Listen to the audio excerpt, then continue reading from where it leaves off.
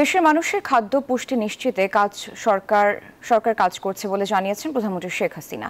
শেরেবাংলা নগরে বাণিজ্য মেলার পুরান মাঠে প্রাণী সম্পদ সেবা সপ্তাহ প্রদর্শনীর উদ্বোধনী অনুষ্ঠানে তিনি বলেন, মানুষের জন্য প্রয়োজনীয় আমিষ বাংলাদেশই তৈরি করবে।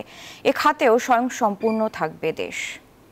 আমাদের লক্ষ্য ছিল 2020 সালে জাতির পিতার জন্মশতবার্ষিকী এবং 21 সালে স্বাধীনতা সুবর্ণ জয়ন্তীর সময় অন্তত বাংলাদেশকে আমরা আরও এক ধাপ উন্নীত করব। আজকে আমরা উন্নয়নশীল দেশের মর্যাদা পেয়েছি, 2026 সাল থেকে তা শুরু হবে। এরই মধ্যে আমাদের প্রস্তুতি নিতে হবে। আর সেই প্রস্তুতিতে একদিকে যেমন গণমানুষের খাদ্য নিরাপত্তা নিশ্চিত করতে হবে, তাদের স্বাস্থ্য সুরক্ষার ব্যবস্থা করতে হবে, সেই সাথে সাথে আমিষ সরবরাহের জন্য আমাদের হাঁস মুরগি পশু পাখি যা কিছু দরকার, কারণ আমাদের আমিষ আমরাই তৈরি করব, আমাদের দেশের মানুষকে দেব। আমাদের লক্ষ্য প্রথম হলো খাদ্য নিরাপত্তা দেওয়া, দ্বিতীয় হলো পুষ্টি নিশ্চয়তা দেওয়া। এখন আমরা সেই পদক্ষেপই হাতে নিয়েছি।